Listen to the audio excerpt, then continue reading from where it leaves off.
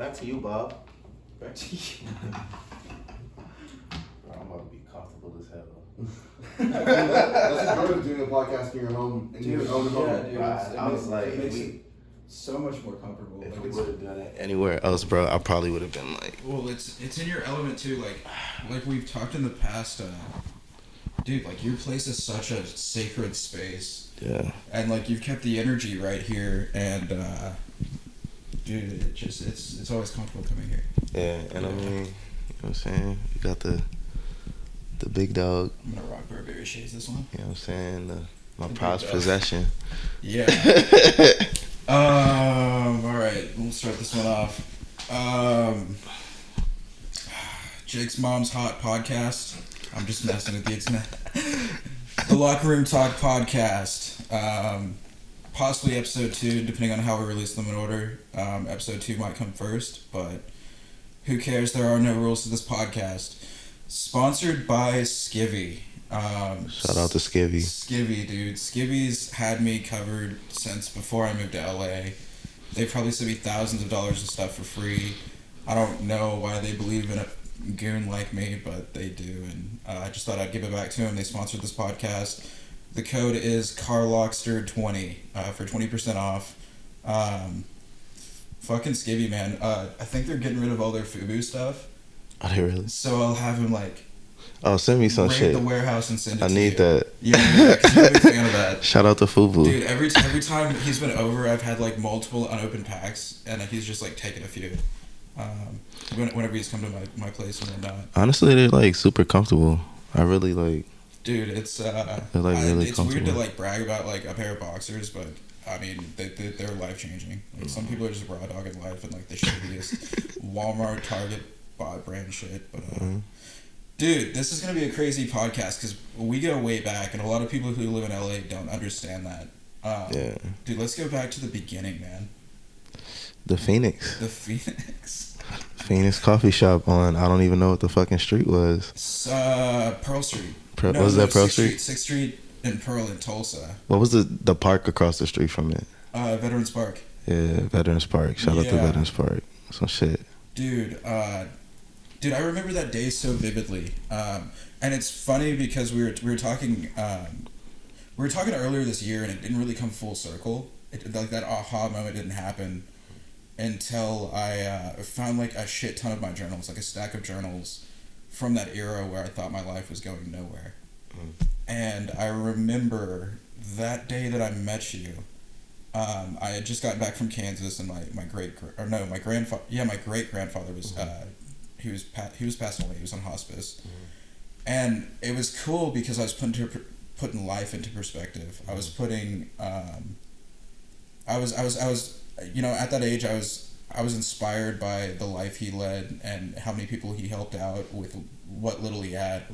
So I hopped in my Jeep without the top off, drove to the Phoenix, sat in that library, and was writing. And normally, like, I won't add any like environmental things into a journal unless it like stops my day. And then like you rolled in. And yes, I was sat right across me. I was in summer school, man. Just trying to get out of fucking college. Yeah. Yeah, shit was crazy. Yeah. It's such a weird time in my life too. I was living on like, damn, wow, I never even thought about that shit till now. I was like, I mean, what was that like for you then? What like, I mean, because I was just like a new friend at that point, and for the first 2 months, I guess of our newly formed friendship, like we really didn't know each other that well. Yeah, nah. Up until that point, I mean, I was a junior, going into my junior year at ORU. I think I lost my brother around that time too, man. Like I think that was the year like my brother drowned to death. Yeah. So I was like going through a lot of shit, but I didn't want to go back home because I didn't want to be around like, you know, that type of energy anymore. Like just like knowing somebody passed away and I got to be there for like this ample amount of time. You know what I'm saying? So I wound up staying, just was like, let me just do summer school and thug it out. Like I want to get out of school early anyway.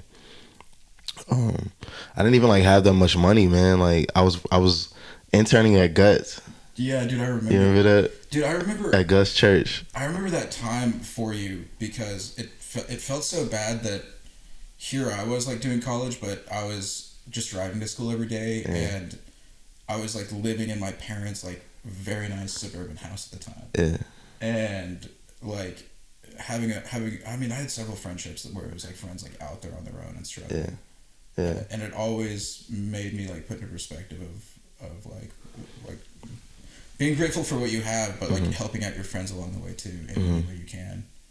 Yeah, no, for sure. I think I was borderline homeless around that time too, because I was like staying. You remember Gus used to have like that internship. Yeah. And they had like they rented out this apartment for like all the guys that was like in the intern. I wasn't in the internship, so they were just like, yeah, you can stay here until for like a month or two, and I stayed there for like a month or two. Yeah. And I didn't know where else to go, but shout out to Corey. She like helped me find like another spot on like Cherry Street.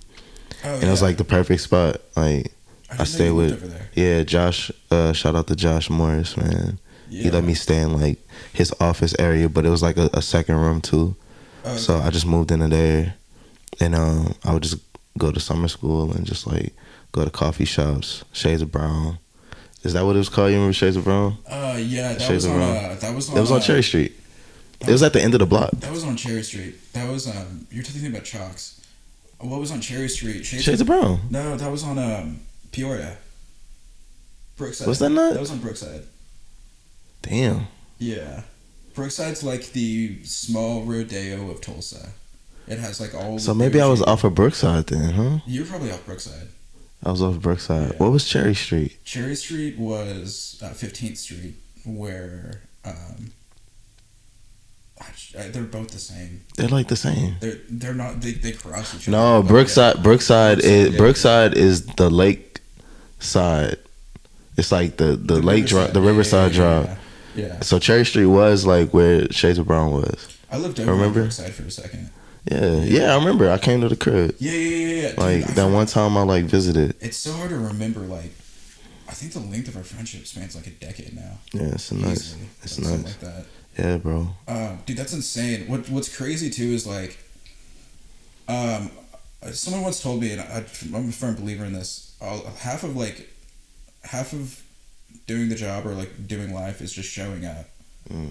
And here you were borderline homeless, and like things were just happening for you. Like you were always being housed. I remember you were given a car. You were just given a car out of nowhere.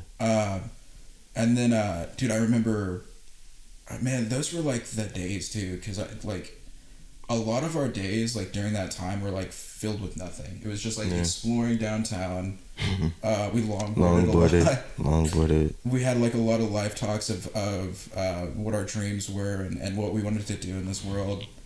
And what's crazy is whenever we were having those talks, I always knew that when it was coming from you, you were like, yeah, I'm fucking doing this in life. Like, I want to go make music. I want to. Bro, that's crazy. I wasn't even thinking like that. I was just fuck it. We didn't know how it was going to happen, but when it was coming from you, I was like, damn, this dude like is actually going to do it one day. Yeah. When it was coming from me, I was like, God fucking damn it. I really think like I just met the dude it's going to happen to, and like I'm not going to be it. Yeah. Like, you know, with like pursuing anything on like a world stage or whatever. Yeah. I don't know if it's too early to get into this, but you definitely like, you made me come out, like you forced me to come out here. You're just like, bro, you got to come out here, like da. Yeah. And I mean, I don't want like spoil too much of the story, but jump to, you know what I'm saying? Oh, dude, I mean, man, there's, you know how people say like people come into your life for like a reason, a season, or a lifetime. At first, like I thought like there was a reason like you stepped in because I mean, like I mean, you've always been a couple years older than me, and always have been one of those friends like the weight of someone's like words are more valuable when they're living it. And like you were living it at that time. You were doing the Battle of the Bands thing. I went out and saw both of those, which is crazy. I have to tell this because I tell too many people this, but Channel Trace was his keyboard player in his band. Yeah. Well, it wasn't even my band. It's kind of crazy. It was like we were just like the misfits of ORU, which is like super conservative Christian, Yeah. and we was just like, it was something different. Like we wanted to do different things than what we were like being offered. So, shout out to Channel, because I probably wouldn't be doing this shit without Channel either, because he kind of was like put me through the ringer of just like writing songs, like even before like I believed in like writing songs or like making music or any of that shit. Like, it was definitely like kind of like a divine timing type of thing. Yeah. Because like everybody that was on that stage with me, like they're all like geniuses in their own right, and they're all like doing something. Like they all followed their path, So It was insane to see that. Definitely the first night, the Battle of the Bands. It was so insane to witness that, because at that time I didn't have a whole lot to do other than just like bullshit college stuff, and I didn't even want to be doing that. I literally spent every dollar I had going to every show that was coming through Tulsa, Oklahoma City, got kind of like that Quad State area. Yeah. And I was seeing like all these performances and like pulling from it.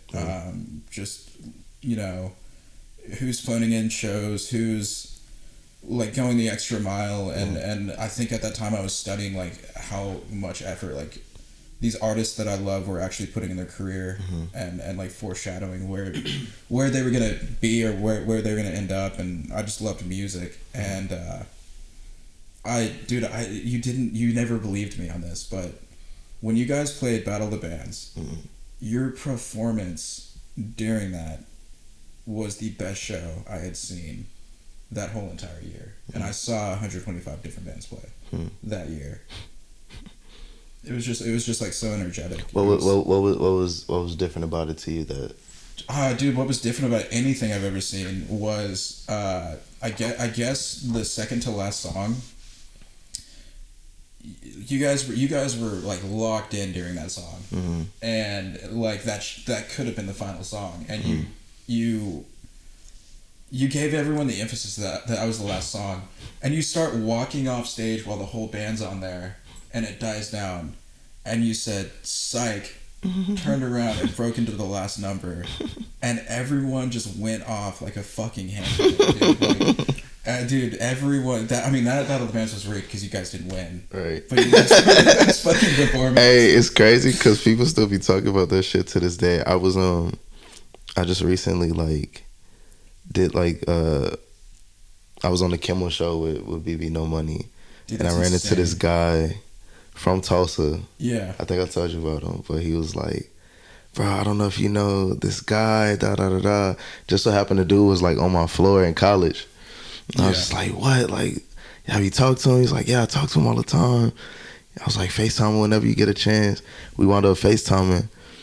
And then that was one of the things bro brought up. It was just like the Battle of the Band shit. Like, you know what I'm saying? Insane. I know what you were talking about though. Because, we were talking about that. My best friend in high school, that guy's little brother, was best friends with my best friend. But he went to Union, I went to Jinx. Yeah. And when I came in, that dude he didn't hate me. He was just like, what the fuck? Like, I'm losing my friend from like 4 years of high school to like this fucking punk from Jinx. But it's crazy how small of a world that like it truly is. It come back around, bro. Yeah, like, I think it's crazy how it's almost like I watch a lot of movies and shit. Yeah. I don't know if I could kind of parallel this to Forrest Gump, but and somewhere I'm trying to figure out how to parallel this shit to Forrest Gump. You fucking kind of can, dude. Like everything just keeps coming back around. And yeah. I don't know what you call that in like psychology or whatever science that is, but I feel like moments like that happen to like it was almost like a milestone. It's just like sure. You know what I'm saying? Because we used to work there too. Like we used to do like shit at the gym at the Kimmel show. Damn, dude. Yeah, we gotta get into that. So yeah, we got a lot to discuss. Man. So, I mean, the reason I want to like tell like the whole story of like how we met and how our friendship like stayed alive is man, I remember he was going to move back to New Orleans because Katrina had separated you from New Orleans, and then you like were living in Texas a little bit. But you were going to move back to New Orleans, and man, I was devastated. I was like, "Fuck, dude! Like, this is like a brother I just met, and like inspired me so much, and like I'm stuck back here in Tulsa, and like you're moving on, and dude, I remember like packing up your trailer." To move all your stuff, and I was just like fucking heartbroken. I was like, damn, dude, like that was it. And I like lived a little bit in Tulsa. We kept in touch like pretty often. You were still making music, and Like passively though. passively, and then I was going through some shit in Tulsa, like just with like a shit ton of drugs and just like bored of life and like kind of just like calling it quits, and got this wild idea to move to LA, and it wasn't like I like wanted to come here and pursue something. I just had to have a change of scenery and like be around like-minded creative people.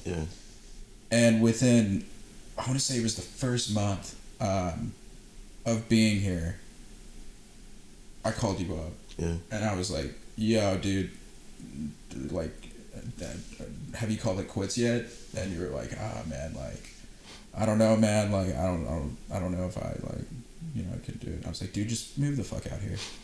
I was like, dude, move the fuck out here. Be a producer, be a songwriter, make music.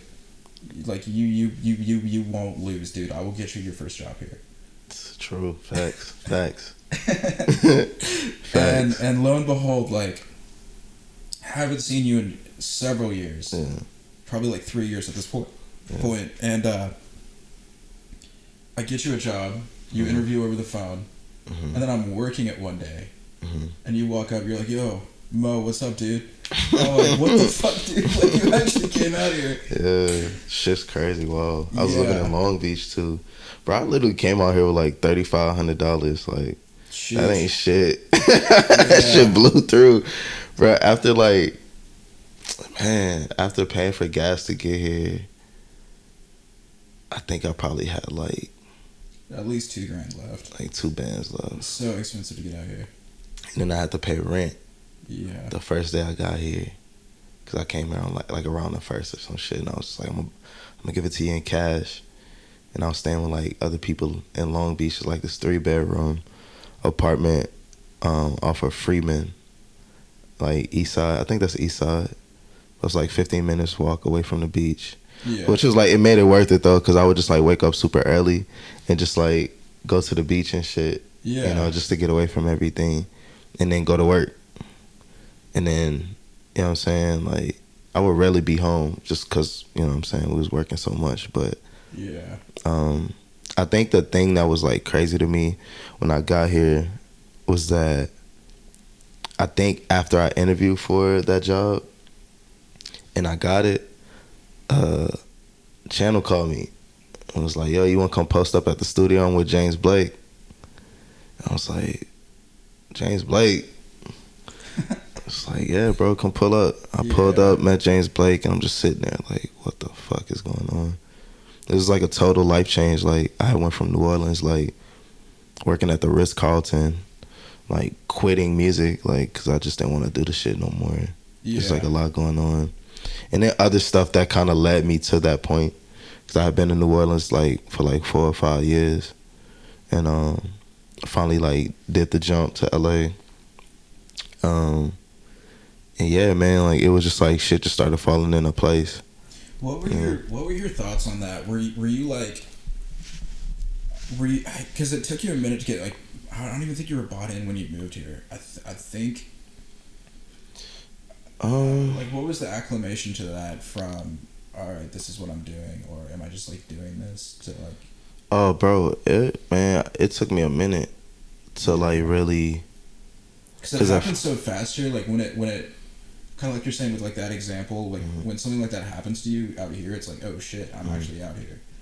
But, like, the realization of, like, when I moved out here, there was probably like 6 months where I was like, I don't even know what I'm doing right now. Like, I don't necessarily... Like, I got bought in quick because I mean, a lot of cool stuff started happening to me and whatnot. But I mean, while I was driving out here, I just thought of, damn, I don't even know what I'm doing. I'm just doing this because it's better than doing what I'm doing like back home. Mm-hmm. Did you have that like same thought process? Like when I left New Orleans. Yeah, like you're just like, I gotta get away from this place. And It wasn't even that I had to get away from it, cause it just wasn't there anything there for me. yeah, Like the thing that I was trying to do, like the thing that I'm doing now, I didn't have any wiggle room to do in New Orleans, like, yeah, and I didn't really have like the support that I needed in a sense of like, cause people still don't necessarily like fuck with me in that sense of just like I'm still, I feel like it's all been kind of like ground up building, you know, like I've definitely had like a hard road to like get to where I'm at, but as far as like being in the city, like nobody knew who I was. Like I would only be with my cousins, and most of the time I was like Ubering to like after my Ritz-Carlton job or like after my like audio engineering job there, I would go like Uber just so I could like make some more money because I was barely making shit at the Ritz-Carlton. I had like Yeah. people talking shit, like, you know what I'm saying, not talking shit, but just like these corporate people just looking down on you, and I was just like, I fucking hated that shit, and I was like, you know, and bro, I was getting like $400 every fucking 2 weeks. jeez, Like I think the most I ever made at that job was $800. jeez, You know what I'm saying? Like, Yeah. so I'm like, what the fuck? Yeah. Like I'm making this amount of money. I graduated college. The job that I did have, I resigned because it was just like there's a lot of like just weird stuff going on that I just couldn't stomach. I couldn't get with. yeah, And I feel like divinely like I was forced to get out of that situation. And then whenever I wound up moving back with my grandparents, the house that I grew up in, yeah, you know what I'm saying? So it was just like I'm sitting there with them, but I'm still like passively making music, because in the back of my head I'm just like, it was like my default setting. yeah, You know what I'm saying? So I'm in like I'm in there, like they had like a whole last section. You walk through the door and then there's like another room, and it was like kind of like the dining room, but they used to have like all the records and stuff in there, and I just set up like my little makeshift studio in there, and I would just be up in there playing guitar and like making songs and shit, and just like listening to records and just like, you know what I mean, just being in that room, like that was like my little universe away from everything. But then I had family coming over and it was just like looking at me like, oh, like he's a bum, because at that point, like, it sucks to have that feeling. yeah. For your family not to understand that. But I also had to realize too, bro, like family, like if your family ain't done this shit, then they're not gonna understand it until you do it. Exactly. You know, so I always knew like that was my thing. Like I was gonna be the first to do it, really. Yeah. And I do it in a sense of like, oh, I got all this money and all this. Like, no, it's not even about that for me. It's just like more so about like making a legacy and like building a legacy. So Yeah. So that's insane because I never knew that. So you're out here, you're grinding away, and this is what's crazy. This is what's crazy to me. The job I got you, you worked there for like 3 months, yeah, and then you didn't have to. yeah, the pandemic. Because I mean, there was that, but it quickly turned into like me hitting you up, like making sure you're not like just not doing anything, and you're like, "Yo, dude, I got a session." I'm like, "Okay, cool. I'll talk to you tomorrow." Next day, "Yo, dude, I got a." It was literally session after session after session after session after session for you. Yeah. And at one point, like, you didn't even like necessarily have a place to live because you were just like studio to studio to studio to studio, and you were like, there were points where you were up for 72 hours straight, just hacking away. Yeah, no, I was definitely, that was a crazy time too, because Shane wound up having he was renting a studio. Yeah. In like North Hollywood, and fuck that studio, fuck them. Cause bro, they like I was sleeping there because I ain't had nowhere else to go. They would turn the alarm off or turn it on. They would put the alarm on. Yeah. Like knowing I was there. And so every time I had to use the bathroom or something, like the alarm would go off. So they'll be Jeez. charging him. Yeah. You know what I'm saying? But I'm staying in the studio, so basically, like, I'm squatting. Yeah. You know what I'm saying? But I'm also working out of there, too. It's a crazy situation. But they wound up kicking me out, and it was just like, I was trying to put some bullshit on me, like, oh, he stole something. Jeez. Yeah, I was like, Yeah. y'all ain't got anything in here that I want. Or necessarily, like, I wasn't raised like that. Like, I'm not like, I don't care how much on my ass I am. Like, I'm not gonna do nothing stupid to put me in, like, a worse situation. You know, so I just had to thug it out.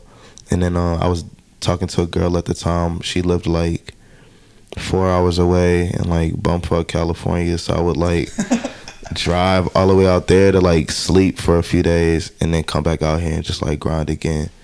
And then keep doing that. And then it was, like, wearing on, like, looking back on that time, like, it was, like, wearing on me too, because you know, even though I have like love for her, it wasn't like a healthy situation, and I wasn't healthy. Yeah. You know what I'm saying? Because I was like trying to, like, it's crazy when you're in survival mode. You just, like, forget everything else, but, like, I need to survive. Like, I need to get to this thing. Like, you know what I'm saying? So my communication was just fucked. You know. Survival mode is crazy as is. Like, I really feel bad for anyone in survival mode. Yeah. Survival mode is so different whenever it's based around, like, true artistry or creativity. Yeah. I think all of us in the room can relate. You know, it's unfortunate for, like, your situation where, like, a guy could have been the coolest fucking dude in the world and been like, yo, like, kid, I see you working all the time. Mm-hmm. Don't even sweat it. And like, it would have been this all in this together story. It would have been like this crazy come up story. Yeah, I'm glad it didn't happen like that though. Yeah, for sure. Because I think I needed to learn how to, like, do that shit by myself. Yeah, dude. I mean, when I first moved here, I was literally sleeping in a van for probably like 4 months, and I mean, there's no quit with anything I'm doing, because I constantly tell myself, and looking at your story, a motherfucker must have really wanted it to go through all that shit. Bro, I ain't know nothing else. Exactly. But I gotta attest to, so I had my homie G Brown.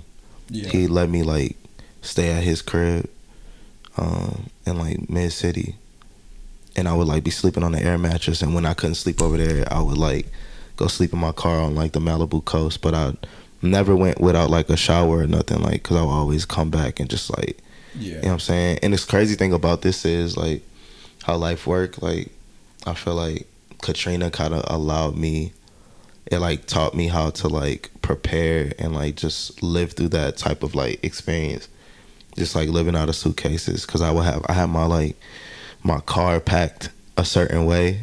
Yeah. You know what I'm saying? And it was just, like, off of experience of just, like, knowing I've lived in bags before for, like, months as a kid.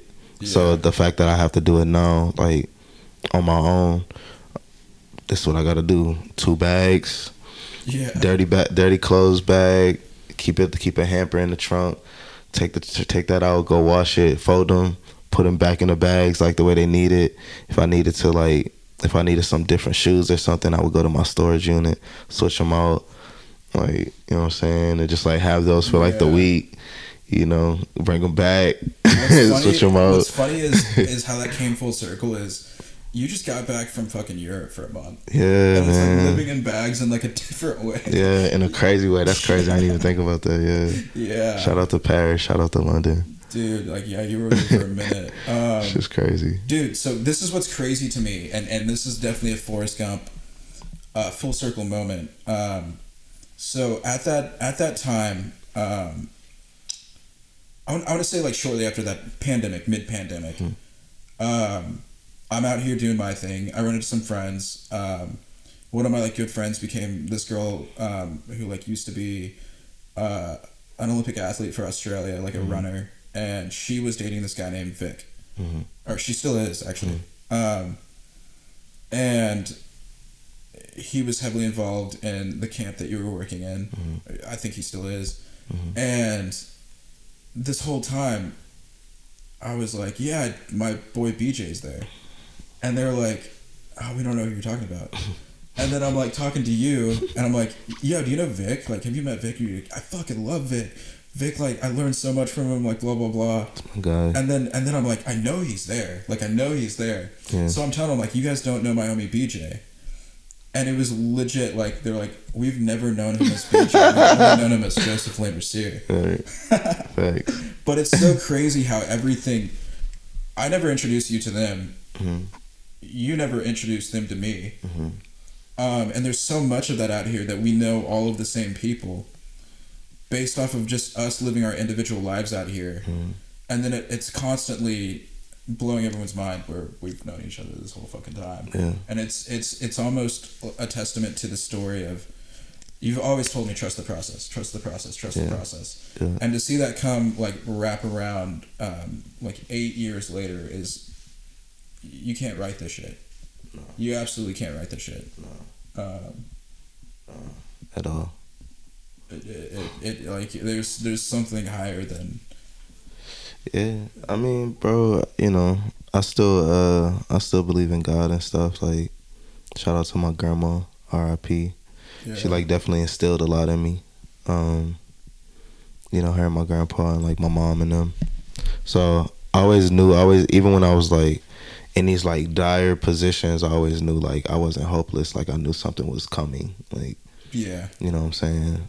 So as long as I just like kept working and just getting better at my craft, you know, and still to this day I still carry that. Like I still work like I don't have it, you know, because that's just like what's in me, you know. And I have like a whiteboard in here just full of just things I gotta do within like the next year, next 2 years. You know, I was able to like put all of that energy into my upcoming project, my first one ever, you know, and just to be able to work with like the people that I've been able to work with has been like really special. Yeah. And you know, character really takes you like a long way in this shit too. Like if you're like a shitty person, then you know, shit'll dry up for you. And I'm not saying like that in a sense of like you know what I'm saying? We were talking about this in the last podcast with Grant. LA is a small town. Yeah. LA is a tiny fucking place in the realm that we work in art and creativity. Mm-hmm. What he said is, if you're out here scamming people, it'll definitely know. If you're genuinely a good person and shit gets said about you, people will immediately know that it's not true. Mm-hmm. I mean, that's just the way it goes. Mm-hmm. And then a lot of the people who are like just shitty people, just they get counted out really quick, and that's what's kind of really beautiful about this place. Yeah. I mean, it's cool that like the scene that like was happening in different eras before, and like using that as reference, where these giants, these creative giants like your Bowies and whatnot, they were all around. Like even like Slash's parents were working for those camps and whatnot. It's cool to see that we're living that exact thing in our era and whatnot. Yeah. And it just always stays pure and remains pure that way. Dude, I we have to get into this. I've always said whenever you start making music of your own, it's over. Like it's over. I mean, it's rad that like we've been friends for so long. It's even more fucking rad when you are the best at what you do, and you create the most unique music and music that's gonna literally shake shit up and put people in a different perspective, whether they're consuming it or whether they're creating it. And there's a night probably like 3 months ago that you like showed me a project you were working on. What are your plans for that? What are your it's coming out. Shit coming out. That's my plans for it. I've been in the process of like doing creative and stuff, and just like I'm a part of some other projects that's coming out before it. So I don't really it's my first time really coming out as an artist in a real way, and just like really like putting on that like that mantle, and like really stepping into it. But yeah, I got release dates and everything. The first single comes out February 17th. Shit, and then mark your fucking calendars, guys. yeah. So Are you doing man. the rollout yourself, or you working with a label to help push that? I'm doing it by myself right now. What was that process like? Figuring out release dates, figuring out singles. Did that all kind of come natural because you've been doing it for so long, or did it make you go into a different world? A little bit of both. Like, the thing about me coming in as a songwriter, quote unquote, was that I got to see other artists' processes, and to see like, oh, like just asking them like certain questions, like, so when you think this coming out, how are you doing it, and just like really paying attention. And then me and my homie Barney Bones. You guys are twins, by the way. Yeah, that's my dog, dude, man. dude. When I met him that night downtown, I was like, dude, they're fucking twins. That's Like has to be creatively. I've never seen that. Yeah. But like even the way you guys like act and like just like had banter. Yeah, no, that's my dog, man. We've been trying to run this shit up together, so you know we both were the underdogs in this shit, and like being able to like step out as artists and, like I said, just take from the processes that we seen with other artists and like apply it to ourselves. But the fact of it is, like, I think it was better that I can do it in this way, where it's just me for right now, but I have a team of people. Like, I have my two managers, Alex and Jalen, who have like really been like fronting that shit for me, and just like on the business side, just making sure I'm taken care of, and like, you know, we pulling together the connections that we've made just from me songwriting, or, you know, from them and their experiences. And then, you know what I'm saying, I just got a new lawyer in the process of getting a PR situation. So I think, and then just off the love, man, like people just want to see. I think they believe in it. Yeah, dude. they just believe in it. I really think they just believe in it, man. Yeah, and I mean, I'm very passionate about this project, because I really started making it out of grief, and just like seeing like a lot of my family members and like people around me pass away, you know. Yeah. So it's just like, you know, and the thing is like a ghost story. So I took from my side to answer that question. I feel like my creative process has like grown a lot, so I know exactly what I want to do. So that just makes the whole process a little bit easier. Because like a lot of artists don't know what they want to do. They don't know what they want to portray. They don't know what they want to say, you know. And I've been in those situations with those artists and like sitting with them, and like I'm giving them a piece of what I'm saying. And I started seeing that, and I'm just like, man, I really should start like stepping out and telling my story, you know. Yeah. And I'm a student to this shit too. So I'm constantly always trying to learn, and you know, just be a better businessman too. You know, in this music shit, because it's like 80% business, 20% skill. So, you know, just trying to like, you know. And the rest is just fucking artistry, man. Like, Yeah. I mean, down to the details. Yeah. I've always told you, man, I'll come back in the music industry and fucking tour manage you when you go on the road. Because, man, it's genuinely I mean, even though that's like rough work and whatnot, like it's something like I believe in. It's something I'm bought and sold on. Mm-hmm. And hypothetical question: when you start playing shows, what is your stage setup gonna look like, man? What is that show gonna look like? Like how? Because I know it's not gonna be the same as any other thing, but like what do you envision for that when shows start happening and whatnot? Like the setup of it. Or Setups, just like the energy. How the show I just rolls, want that shit to feel like I want to, like, I think the best concert that I've ever been to in my life was Childish Gambino, because of the internet tour. That shit changed my life because it was very theatrical, but it was just like the way he would just like make people feel like, so if the song was like, he had this one R&B just like song called Earn, URN, and he had like this kind of like see-through screen just fall in front of him, and it looked like he was singing in the rain. I thought that shit was really fire, because that's what that song sounds like. That is fucking epic. So I want to be able to just like recreate these moments from these songs, because a lot of these songs, were made in the past, like, well, a few of them were made like maybe like 2.5 years, and then the rest are like a year old, like to the day, because I started making it after like the last time I saw my grandma. Yeah. So it was almost like a grieving tool, and I was on shrooms the whole time too, like making the shit. So it's gonna feel psychedelic. It's gonna feel like Man, I just can't wait for people to see that side of you, because there's moments like Trent Reznor singing "Hurt" behind a screen, projected. Yeah. That people go to concerts to escape, or I guess see a little bit more of the music in a visual way, or connect, or whatever. And then there's moments like the Goo Goo Dolls and like Buffalo when it was pouring rain, and something about that.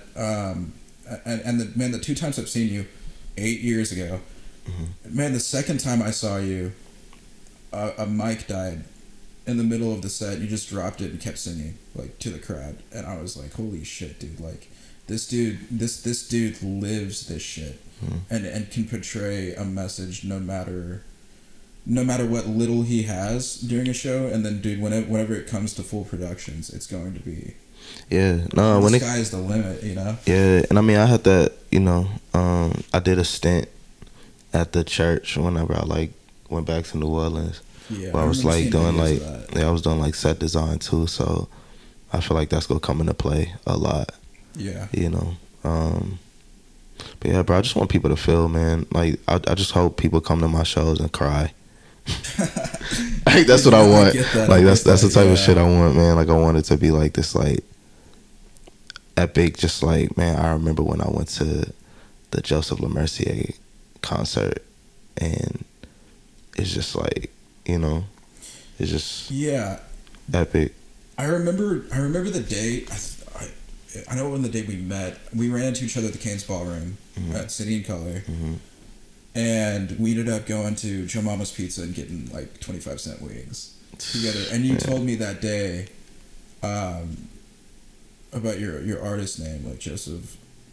I always say it Lamercier because I can't pronounce Lamercier. Fancy words. But you were telling me like it was the only survivor of the Titanic, and then how that like relates to you. And give me the rundown of that again. Oh yeah, so the original Joseph Philippe Lamercier Laroche I'm a descendant of him. He was a Haitian engineer. He moved to France, married like a French woman, a white French woman, and because it was like so much discrimination around that time, he wound up trying to come to America on the Titanic with his 2 daughters and his wife, and she was pregnant at the time. His wife was pregnant at the time. Yeah. Even though they had some money, he had to stay like with the servants and stuff. Like he had to stay like, you know what I'm saying, in the grimy shit, and he couldn't eat with his family. And obviously when the boat was going down, he knew he wasn't gonna get on the shit. Yeah. So he just like ran around the boat, filled the coat with like jewelry and like all the money that he could find, and just like gave it to his wife and was just like, I'm gonna see you in New York.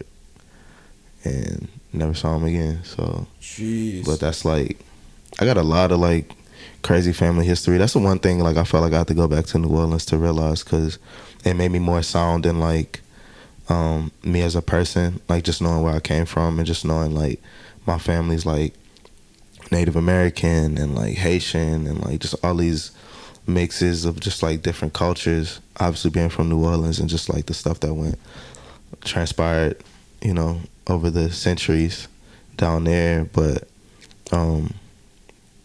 yeah, man, I really realized like I have a lot of like perseverance in my family and a lot of like resilience, in my bloodline, and just like people who like were a part of like building up New Orleans and like making New Orleans what it was, and like, so I have a lot more like ancestry connections, that kind of like made me realize like, oh shit, like I'm actually like, I come from like a crazy ass bloodline. Man, it kind of feels like you owe it to them for what they've done or the sacrifices they've made. To I've always based a lot of my I guess like perseverance and into like being great and like continuing on the line or whatever.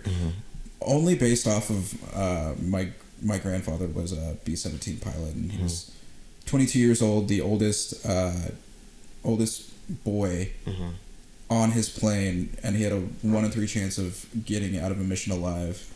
Had several co-pilots die next to him, and you had to fly 29 missions to go home. So like 1 in 3 on a single mission, 29 missions.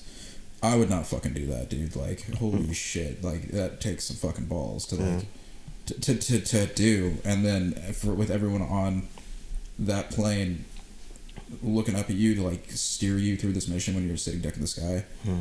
But so I based it all off that. It wasn't until recently my brother and his wife were in Anaheim, and I went and visited them. And my brother's real into genealogy and whatnot. And he said, hey man, I've done some digging, and I found out that our great-grandfather's great-grandfather, so like 8 greats, was Han Christ Carlock. And he was a surveyor alongside his friend George Washington, who was a surveyor. And they found this bridge in New York, and when you're a surveyor, you would initial the bridge. And George Washington always did his GW. And he put Han Chris Carlock in full fucking like letters right above George Washington's. Crazy. Like it was a game or like some banner. But he ended up serving in the French and Indian War and the Revolutionary War under General George Washington. Crazy. And then managed his whole like plantations and whatnot until George Washington died. He died like a year after. But it's insane to understand the greatness of what you come from, and like technically you don't have to like live up to that, but it's even more beautiful to live up to something like that and continue on the line of non-mediocrity. Yeah, for sure. I mean, you got a choice in the matter too, but somebody told me this like that really just like changed like everything for me. They was just like the same Y chromosome that every man has had in your family, you have it too. And just like, and I, you know, obviously looking back on my bloodline, I'm just like, damn, we come from like some crazy shit, like, you know, from people who helped win like the most important American wars, the Battle of New Orleans. Yeah. You know what I'm saying? To like the Indians that, you know what I'm saying, own like a lot of like a lot of land down there, the Chittimacha Indians. You know, yeah, bro, like yeah. We could get into that later, but that shit is like crazy to me. Dude, I've never been to New Orleans, and I always brag about like Tulsa, and I love explaining Tulsa to people who have never been there. Explain New Orleans to me. Like I know there's like the tourist stuff, there's Bourbon Street, and there's stuff like that. But what is it to you? What is New Orleans to you? New Orleans is mystic to me. Mystic. Yeah, it's like an air of like just like eeriness, but also like this beautiful, just like it's like if I could, it's like an Ari Aster movie, like an A24 movie. New Orleans is like that to me, like Hereditary, or like Midsummer. It's like it's beautiful, like, you know what I'm talking about. You see those movies? Midsummer scared the living fuck out of me. Midsummer's crazy, but it's just like, you know how the beauty of it, like how it's shot. It's just like this shit not supposed to look like this eerie shit that's happening is not supposed to look this beautiful. Yeah, that's what New Orleans is like. Okay, I get that. I get that. That's my interpretation of it, because like people say like, you know what I'm saying, like, oh, it might be different for them, but I just know growing up for me, because I grew up around like a lot of like spiritual stuff too. So they say New Orleans is like hella haunted. Super haunted. Have you ever seen a ghost? Yeah. Let's hear about that. I don't even know about this, dude. I always ask like random strangers this question. I've never asked you. I want to hear about it. Bro, actually, it's a few times. Yeah. I met this homeless guy, and we were just sitting there. I don't even remember the fucking conversation, but I just remember us like, he just started like encouraging me. Yeah. I'm like, okay. To do what? just like follow my dreams. Oh, okay. I didn't know. This is one. I of didn't know them. if encouragement Like hey to do man, some you dumb need to give me shit. $5 or go. Nah, bro, he wasn't even like that. Like he wasn't even Yeah. asking for money or anything. I just walked with him. I was walking with him, and we were just like having a conversation. I was going to like the French Quarter Fest, and I Yeah. had parked like on the other side of Frenchman Street, just like close to like the Bywater and shit. And I remember sitting there talking to him, and he looked me dead in my eye, and like, just I think he told me he was like, "You're special. You're gonna do it." And I looked at him, and it was just like this weird feeling. I was like, "Nice to meet you," and I walk off, and then like not even like I walk off like 3 or 4 steps. He was gone. I was like, "All right, So that you- shit weird as You fuck." think it didn't exist? Bro, I don't fucking know, man. Jeez. I think, yeah, I don't know. It was some shit. But there's another time I was dating this girl. I had just moved back to New Orleans, and she had a show at One Eye Jack's. One Eye Jack's is like used to be like a old. I think it used to be an old brothel or old burlesque bar in New Orleans. It's in the French Quarter. Yeah. She used to live like right above it. She had a show, and I remember like the first time I went to this house, it was like a lot of places in New Orleans still got slave quarters in the back. So slave quarters is like where like the slaves used to stay. So it's just like an empty room that they like maybe. It's used not for rooms. storage. It's like this building, but it's like a Oh, course. yeah, So I walk down I this see what you're like saying, yeah. I walk down this like long alleyway, and then there's a courtyard. It's like it looked eerie, but it just looked like it's beautiful like the same time. A24 shit. So I'm walking up these steps. It was like spiral wood steps. Like obviously they've been there for a very long time. And they stayed on like the second floor. So I was like bringing some gear up, but I think it was summer or some shit. It was warm out, but it was like really cold. Shit. In that shit. Revolving theme. Or Yeah. Not revolving theme. A common theme. Yeah, common thing. So I'm just like, it is freezing. It's cold as hell in here, and I just start feeling weird. Yeah. So I drop the shit off, and I'm trying to like hurry back down the steps. I jump like from the 3rd step to like jump on the bottom. This is like the 2nd staircase, I believe. I don't know if I'm making sense, but I tried to jump down from like the 3rd step, and I felt like this force just like push me. Oh shit. So I rolled my fucking ankle. My ankle's fucking. I thought I broke the shit. Yeah. Like it's terribly rolled, and I'm sitting there holding it, but there's a mirror, like in that hallway. Oh fuck no. And I was just like, I'm not looking at this fucking mirror. Like I'm not looking at this fucking mirror. I like roll over, and I like untie my shoes, tie them super tight, just to like put some pressure on it. I'm like hobbling down the steps, and I go up to her. I'm like, look, I just rolled the shit out of my ankle. And she was just like, just go lay down upstairs. Like I'll be up there in a second. I'm like, all right. I go back up there, and I remember falling asleep, and I fell asleep with contacts in. So it's just like when you open, whenever your contacts super dry. Oh, dude, I'm guilty of that. I have not changed my contacts for 30 days. You know what I'm saying? But like when they're super dry, it's like super cloudy. Yeah. So you're looking at shit in a super cloudy lens, pun intended, and it's like 4:00 in the morning. You guys are like camping out here. No, like she lived there. Oh, She lived there. It was like this apartment I kind was of imagining loft. like an abandoned old Oh no slave quarters. no! It was so the slave quarters were different. This is They like were like renting it out. no, it's not even rented. Oh, okay. It wasn't even like renovated or anything. The shit was Yeah. just there. Yeah. She lived in like the the loft. Okay, yeah. Yeah. So I woke up and she's like sleeping next to me, and I'm just like, I gotta go. Like my car is like in the towaway zone.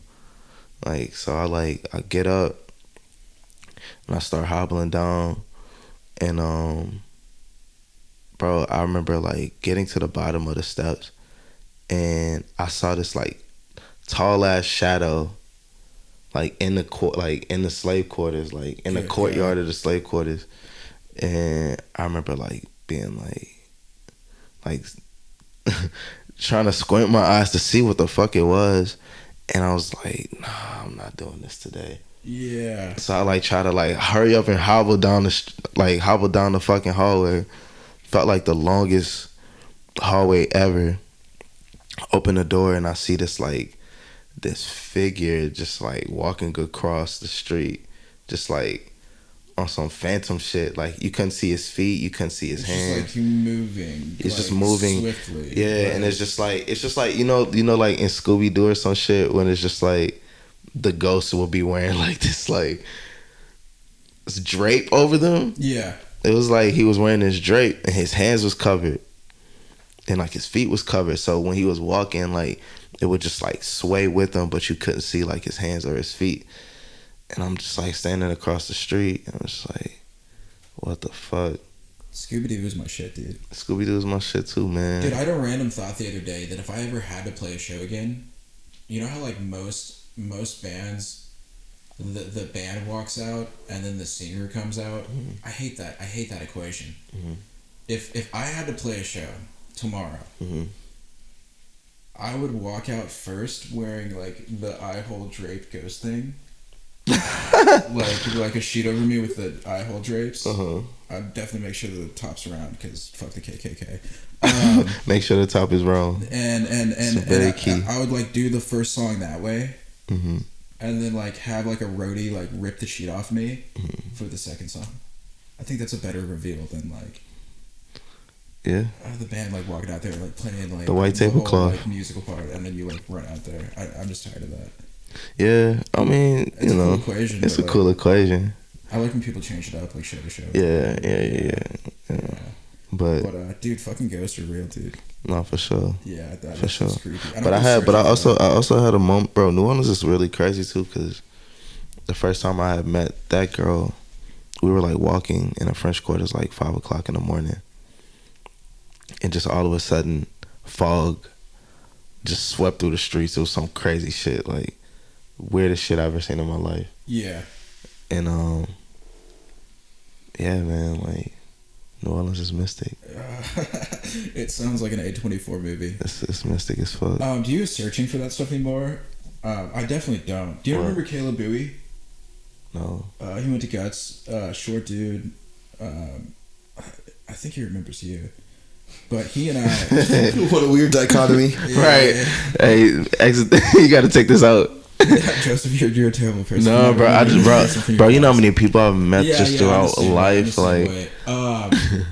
Yeah. So one night, he and I went to the abandoned insane asylum in Veneta, which is like 15 different buildings. Really? Oh, dude, we got so lost in there and confused that it scared the living shit out of me, dude. Like, I wish like a little ghost girl would have been there and like scared the living fuck out of us to put like a visual to it. But no, it was like a psychological mindfuck thriller, dude. I think that's what ghosts are, though. It's just like a psychological mindfuck. Dude, I don't go searching for that anymore, and I've seen stuff since then. But man, I really feel like the only sense I can put into that was the confusion that we both felt as like logical people. Had to have been the confusion that like the victims there felt of like not being in their right of mind and just not knowing reality from insanity and fuck, man. Yeah, man. Very beautiful building though. Yeah. Very beautiful building. That's why we went to explore it. Ghosts are tortured souls. Yeah, dude. It's So are artists. Dude, it's even especially, dude. I'm glad you brought that up. It's even sadder to see tortured souls who are living. I mean, sometimes they can use like their art as a way to express it. I think the most cliche thing to say is like Kurt Cobain, but dude, I'm his age right now. Yeah. And I've been like kind of like just studying like who he was as a person in his timeline. And I just finished Dave Grohl's book. And in that book, he wrote they only had a year and a half of success. And it wasn't even a constant year and a half of success. Like, they canceled shit. They canceled tours. So he only had like maybe 8 months of playing shows and seeing that success grow, but they never had the we're on top of the world, like pop star. like pop star, like they never got to like have the riches of that and then like relax or settle into it, and dude, Peep's the same way.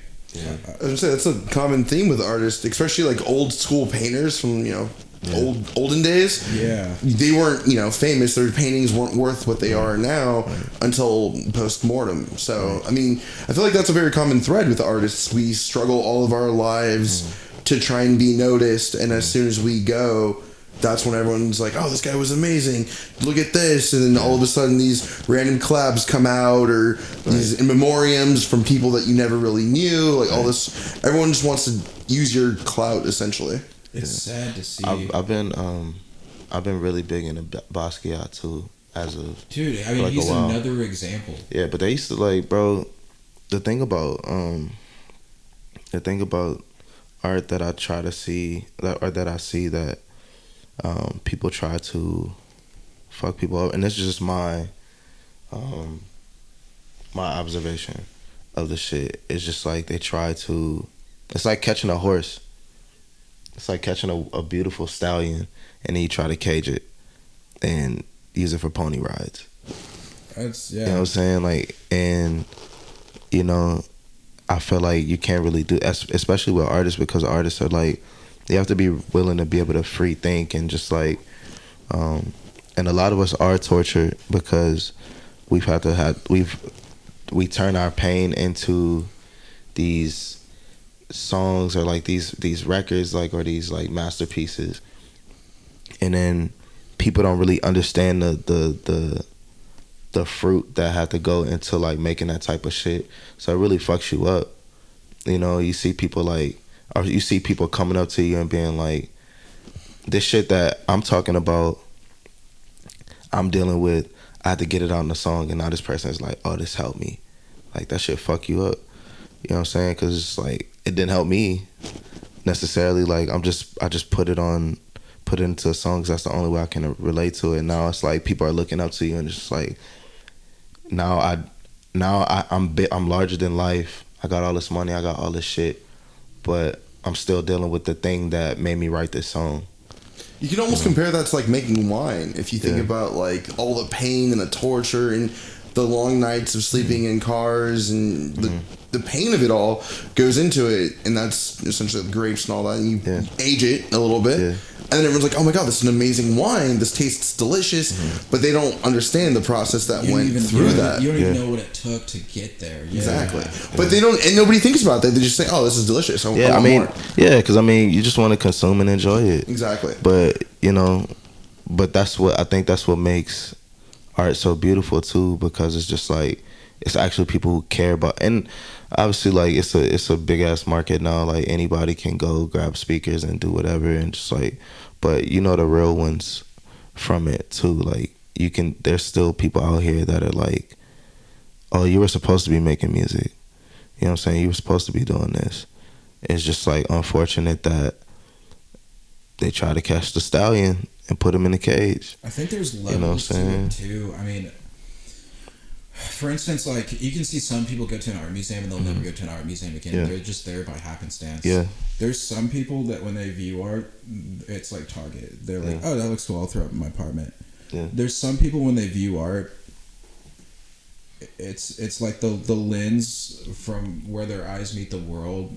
There's a vastness that's deeper in there, and it relates to experiences they've had, whether it's really good experiences or really torturous experiences, and sometimes, I always ask people, like, what was the Forrest Gump park bench moment where you met your friend?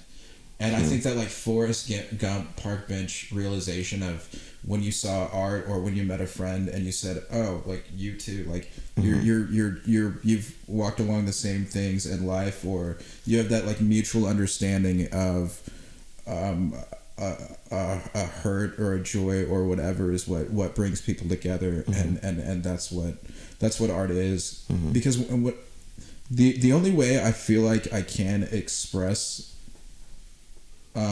like that pain or that joy or communicate is either by writing words down or just painting, like painting an illusion of what it could be, or an idea of what it could be.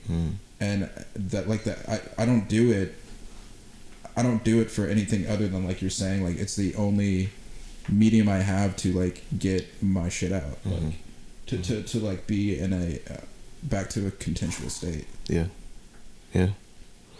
man. I mean, that's just real. Like I've still been trying to figure out the practice of that. Oh yeah, your laptop's dying. There's a you can unplug one of those little things under, or you can unplug the whole thing. Yeah. Just use that. It's the No Rules podcast. Anything goes. That's what's cool about it. It's like we have camera angles, all this too. All right. Just keep the trainer rolling. All right. Dude, so we've talked about like a lot of hard things today that you've like gone through and whatnot. What is the most hardest life defining thing you've gone through up to this point? Oh man, what? The hardest. I have a few, man. I'm a lover boy. We've all known that. I'm a lover boy, so yeah. Man, I think the hardest lesson I had to learn was just because you love somebody, it don't mean they love you back the same way. Yeah, dude, that's so fucking true. You know, just because, and also too on the other side, I've lost a lot in the past year. Like, yeah, granted, like I've been gaining more success in my career, but I've been losing a lot of people. I think that, you know, nobody knows how much time they have left on this earth. That's so true. You know what I'm saying? And the reason why I started going so hard at just my career and my life and just trying to just like tap into what I need to do is because for so long I was allowing just distractions into my life that weren't necessarily like helping me to get to where I needed to get to. And it wasn't until I made the decision of just like being like, okay, this is what I'm gonna do, whether it happen or it don't. Like, fuck it, like that's what I gotta do. I think that's a lot of it too, is appreciating the things that deserve to be appreciated. Yeah. And rolling through life that way, because I mean, like you're saying, truth is never a cliche, but we really don't know how much longer we have left. Yeah. And what's crazy is none of this actually matters. Like, if you go back 100 years, none of those people are still alive. None of the things that they thought were important, or their social circles, or, I mean, very rarely the art that came out of it, if you think about music, is relevant anymore. So kind of like what we have now is just appreciating the good things and even the things in your personal story and having meaning to that. And I don't think there's an overall answer for that. Yeah, but I do think legacies are very important, which is why I started more so gearing myself towards a legacy than just like being known. Yeah. Because, I mean, if you think about it, man, like you only got to like when you pop in, you're gonna have to go on this like you're gonna become a legacy act at some point. You know what I'm saying? Like you're not always gonna be on top. For sure. So it's just like, how am I gonna build everything that I have now, that I have this momentum, and gear it towards like the future of my family? That's what I've been on. Like that's more so what I've been trying to like make my family proud, and just like, you know what I'm saying, put my little cousins on the game, and just like, you know, show them that it don't matter. Like you don't even have to necessarily do music. Like music was just like my calling. Like it's inevitable. And if anybody says anything different, you could just check my track record. Like I've always been doing something in music, whether it be like singing at a church, like whether it be, you know what I'm saying, like doing little shit. Like there's always been like glimpses of me like supposedly supposed to be in this shit. So, you know, yeah, man. But I just want to like my biggest thing is I just want to leave a legacy, and you know, like Virgil Abloh was like such an advocate at like nobody knew this man was dying. But he still was like his last text that came out, I think it was in the New York Times or whatever. Mm-hmm. He was setting stuff up the week before he died to continue his legacy. Oh. He was legit like continuing his work even after he went, and no one knew it. Mm-hmm. Yeah. Yep. So that's the blueprint, man. Like that's the blueprint. Truly. Like, I just definitely want to just leave something for my kids and like for my future wife and like, you know, my nephews and my nieces.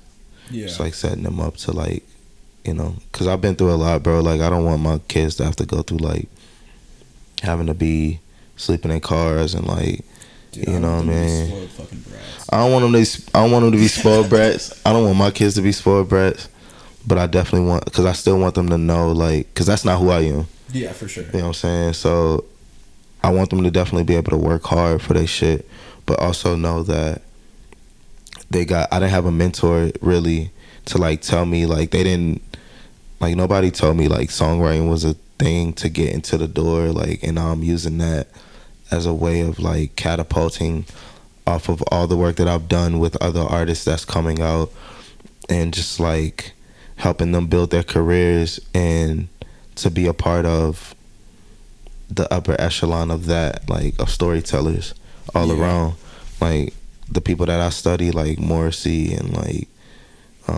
Marvin Gaye and Smokey Robinson, and like all those people started as some form of like songwriting, or like, you know, they had to start somewhere. Jimi Hendrix was playing in the Osley Brothers band before he became Jimi Hendrix, you know. Like Miles Davis was playing in jazz bands before he came Miles Davis. So, you know, for me, I'm just trying to follow that's like, it's just a tried and true blueprint.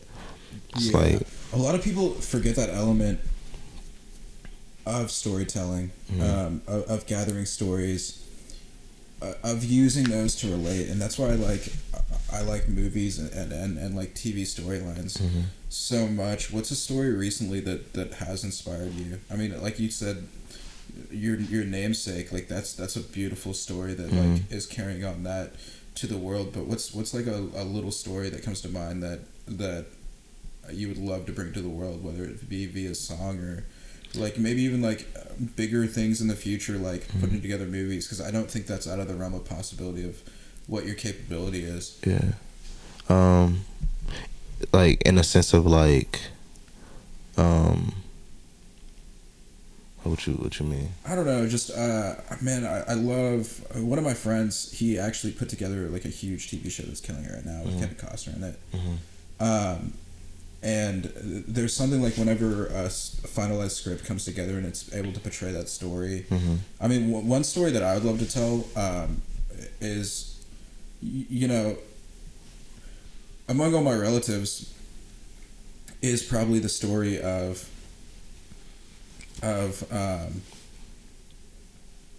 my grandfather flying, like, because dogfights in the sky in World War II, that only happened in World War II, where it was actual fucking planes shooting each other down and shit, and you got crews made up of 18 to 22-year-old kids who are getting shit-faced drunk the night before because they have no clue that if they're gonna make it back alive on this, while 50 caliber bullets are flying through the sky and flaks hitting them from left and right. And what's crazy is I don't know why. I have no clue why. But that generation, for some reason, and I can only really attest to like the men flying. They didn't have too much PTSD. They kind of just like moved on with their lives and whatnot. I feel like that story, like there's Memphis Belle, there's there's a couple like shitty CGI movies that kind of tell that story, but it was truly a heart wrenching thing for a boy like even a singular one to go through that and literally not know if they're going to be coming home that day. I think it's deeper than just war at that point. I think it's it's like an individual story of how they went through it, and that's like a story I'd love to like tell one day, whether it's in like written form or like being able to like make it into a movie or a TV show that does what the others didn't do. Is there anything? Are there any like stories that come to mind like throughout your life or something you've gathered that have like maybe majorly inspired you or like maybe like broken your heart of like damn like that Like just from like different people or just like my personal experience? Either way. Bro, Katrina. Dude, yes, that's a story that needs to be told, dude. Like this shit really does. Dude, that's a story you experienced. Like, Yeah. paint the Like picture real of that. time. Like, what were you like 8 at the time? I was like 11 or 12 when that Yeah. shit happened. I think I was 11. I don't know, man. Blur. But yeah, no, we went to like 9 different places. I was actually in 2 hurricanes that year. I was in Katrina and I was in Rita, Hurricane Rita. Those So, female hurricanes, they go crazy. They really go crazy. But just like I think in the lens of like a child having to move all these different places, you really have to grow up quick, and you just really have to learn how to adapt to certain shit. And my parents, like my mom got like both of my parents got remarried, so I wasn't with both of my parents, like my biological family, like my biological parents, and I didn't know what my biological family was. So when Katrina hit, I still had family that stayed in the city. Thank God I didn't lose anybody, but yeah, man, that was like a really crucial time in my life, because I'm like, as a kid, we stayed at this like kind of like retreat center in like Lumberton, Texas, which was like right outside of Beaumont and like Port Arthur. And I remember the day of Katrina, whenever it was happening, all the adults were like in like the big dining room, and they locked the door so the kids wouldn't come in, and they were just all in there crying. You could hear people just in there crying and shit. Jeez. So you could just that was like a weird thing to experience, because now you're just like saying like Almost like no one has control at that point. nah, because you're literally watching everything that you've owned Disintegrate. man, what? I lost everything, man. We lost everything. Yeah. I had like 3 days of clothes.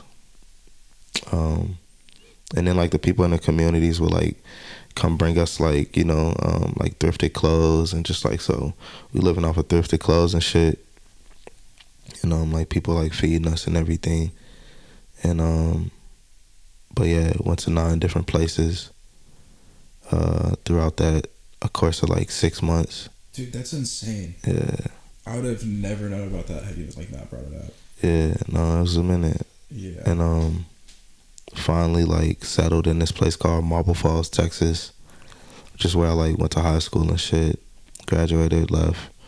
Which it's like right outside of Austin too, like 30 minutes right outside of Austin. Yeah. But it's just like having to adapt. Like, bro, imagine leaving your home and like never going back. Yeah, I can't imagine that, dude. You know what I'm saying? I really like can't imagine never. that. Yeah. Never going. Like I've never been back to my home since Katrina. Like the house that we was living in the east side, in East New Orleans. Never went back to that shit. I drove by it a few times, and now it's a crack house. So. Jeez, dude. Yeah. That's heartbreaking. Yeah. Yeah. So, but I would love to tell that story one day. I think like a lot of the project is I use like a lot of, I don't want to spoil too much, but I used a lot of that like style of like decay in the music. You know what I'm saying? Because it gives it like a psychedelic like coloring to it, like whenever Yeah. like pictures, like our pictures were like destroyed in flood water. The colors and shit like melted together.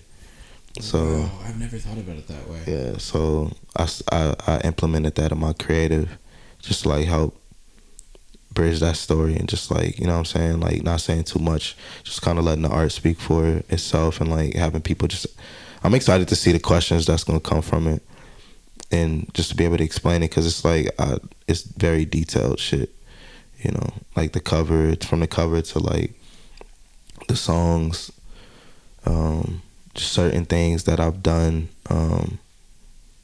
you know, just with my homie Nico, you know, like we both were kind of just going through grieving periods in our life, but just be able to tell that story, bro. And it's a lot of shit that's happened in my life too that, yeah, I'm sure a documentary would be made if I do the right things correctly. Dude, it needs to be. Dude, I love how you said kind of the decay of things. There's beauty in it. Ironically, full circle moment. Right when we met, I was trying to find my great grandfather's pickup truck that he sold like 20 years earlier, and one in a million thing, found the guy he sold it to after he passed away, and bought it back. And it sat in a field and got all this like crazy patina on it, and I ended up buying it and getting it back to Oklahoma. And the decay and the patina on it tells so much of a story of the lifetime of that vehicle, and how it was like bandaged together in just the most farm truck way. That's kind of like one of my next art projects is, you know, I already have it running, but just to get it to almost hold that piece of it in time, like the body and the wear and the damage, to keep telling the story, but make it the best it can be. And I'm stoked because, you know, the questions from that are going to be more a part of the story than making it look 100% perfect and like restoring it fully. And I'm really stoked on that, because decay almost tells more of a story than like a pristine diamond, like when people like pass down wedding rings and that like tells more of a story of lineage and whatnot. Dude, we've looked at the past a lot, we looked at the present a lot. Man, what are your goals? What are you anticipating? What are you looking forward to this year? What would you like to see happen? What would you like to, you know, bring into the universe? What would you like to manifest? The thing that I've been saying, just because it's all encompassing, everything that I want to do, I'm looking forward to shining. Like, to finally just shining.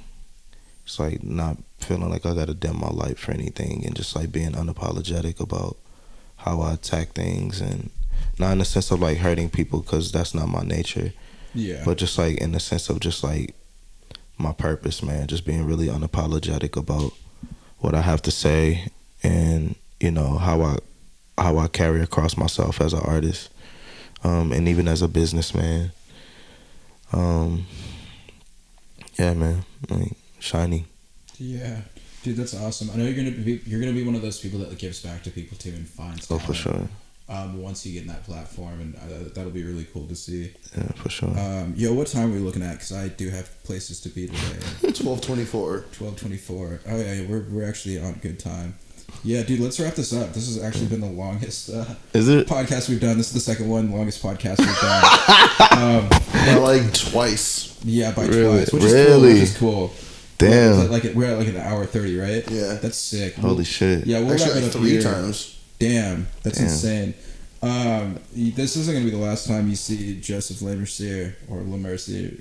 Lamercier. On this podcast, because dude, he's truly like one of my lifelong friends, my brother. Facts. He's my emergency contact on my phone. God forbid anything Facts. happens to me. Facts. He has the passcode to my giant fucking safe, Facts. and all my Facts. valuables in case anything happens to me. He can get to it before anyone else does. Facts. Destroy the evidence. He's Destroy in the my fucking evidence. will. No, there's Destroy no the evidence in evidence. there. It's a lot of fucking money for you. Destroy the evidence. Delete the phone. Right. Delete all the files. Delete all the no. Save the podcast. You know what I'm saying? Save the artwork. Dude, yeah, dude. Oh, dude, fucking. I gotta say this. Jake and I, we've done a lot of work together, and we were always bumping the Notorious B.I.G. And one day I painted this hood. It reminds me so much of my Jeep back home. Literally my prized possession. Fucking love that thing. And I got this hood to a Mustang and painted it. And the first person that wanted it was you. And it's so crazy that something that was a part of me, we ended up putting on your wall. And then like the Wednesday after, you had Biggie's son over here, and he was like, "Yo, that's sick." But no, actually, I went to their house. Oh yeah. I went to their house and I showed them. I was like, "Yeah, this is what I'm trying to do in my spot. Like, I'm just trying to make it like an art gallery." And I showed. I was like, "I've just been trying to get obscure shit." And I was like, my homie painted this like old Mustang hood for me, and I hung it above like my little couch and shit. And I showed them, and they was like, "Yo, this shit crazy. What the fuck is Dude, that?" that's so insane to me that like that lineage even complimented, my art. But yeah, that's insane to me. But yeah, let's wrap it up, dude. We fucking did it, dude. Okay. I'll have you on the podcast again and again Let's and do again. it. Really cool to like see years from now how full circle this Next came. next time we're doing it in the backyard. We're gonna be in the backyard, guys. Oh, hell My yeah. backyard, my home backyard. It's gonna be very beautiful. Fuck yeah. For me. Hell yeah. You got anywhere you want to send our people? Any websites, Instagrams? Oh man, just follow my Instagram. That's where everything's at. Let me make sure I get it right though. Oh, for sure. I rarely be on this shit. Kind of. You got any other events coming up? Do you want people to come out, check out the album release? Man, I got my first feature on a major label album coming out Friday, the What is it? 27th. Ruben Vincent, Love is War. I think I'm the focus track. Like the record that I'm on is the focus track. It's called Point of View. Got some other shit coming out with Barney and Channel. I was just in a Sundance. My song that I wrote was just in a Sundance movie with my homie Algie Smith, an incredible actor. His project is gonna be amazing. Like I've helped on a few records with that. The homie Burhana's making a comeback. I like helped out with that whole situation, like his whole shit. But and then my project, man, 2/17. So February 17th is the first single. So stay tuned for that. I don't know if this gonna come out before that or not, but We can cheat it to where it's in your favor. easy call. Yeah. But Instagram is Josef Lamercier, JosefLamercier, and that's where you can find everything. And just so you fucking know, he was on the Locker Room podcast way before all this shit blew up. Yeah, that's it. Mic drop.